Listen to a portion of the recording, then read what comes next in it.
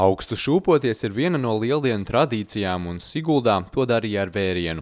Festivālā Latvija šūpojas Siguldā vairāk nekā 20 objektos visā pilsētā, un ārpus tās varēja izmēģināt funkcionāls šūpols un ar acīm novērtēt vides instalācijas.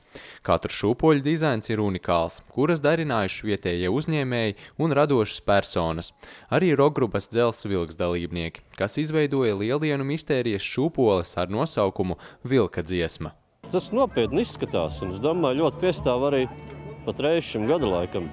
Tas mazliet pat pulpola kārklu tāds koka tonis ir. Masīva koks, masīvs skanējums arī. Un pie tam vēl tie dzelzs izstrādājumi, kas ir vijoļu atslēgi, tas ir viss ļoti labi iet kopā. Es domāju, tas ir stilistiski ieturēts. Lai šūpols būtu tehniski pareizi uzbūvēts un spētu turēt slodzi, autoriem idejas realizēt palīgā nāca šūpoļu meistars, kas specializējies guļbūvēs, bet pavasarī pievēršas lieldienu tradīcijām.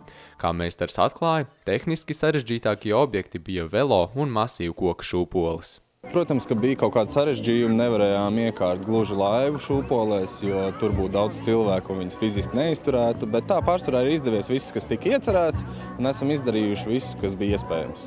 Pilsētas centrā teju kilometra garumā no stacijas laukuma līdz pilsētas svētku laukumam ik viens varēja izmēģināt sev atbilstošas šūpoles un vizuāli novērtēt vides instalācijas. Kurš pirmais, zaķis vai ola, šādu jautājumu uzdeva mākslinieki, kuru vides objekts rotāja Siguldas novada kultūras centra jumtu.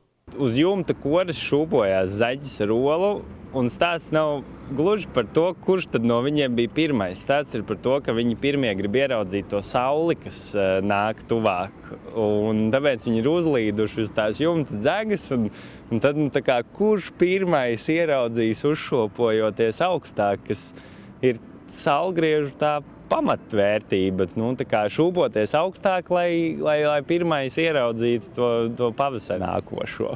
Savukārt turpat netālu kultūras centra skverā apmeklētāju uzmanību pievērsa vides objekts Laika apstājies, kas akcentē momentu, kad šūpojoties sasniedz bezsvara stāvokli. Laika apstājies ir tāds vēstījums, kad mēs varam apstāties uz mirkli arī tajā šūpošanās brīdī. Un ir patīkami tā sajūta lidot un šūpolēs to uz mirkli.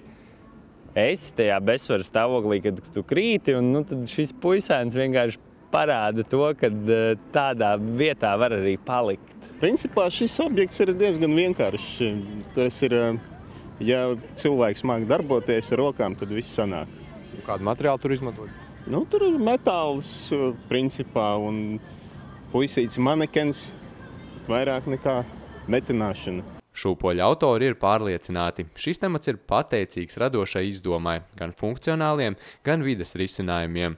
Plānots, ka nākamgad festivāls pletīsies plašumā, arī ar kaimiņu valstu dalībniekiem un vietējo kokaudzētāju atbalstu. Vēsturiski šūpojās pavasara saulgriežos tikai tās tautas, kas nodarbojās ar zemkopību, zemturka tautas, un tās ir pamatā Eiropā. Līdz ar to, ja reiz šāds festivāls nav bijis ne Lietuvā, ne Igaunijā, tad mēs esam pirmie, un līdz ar to viņi noteikti brauks pie mums ciemos.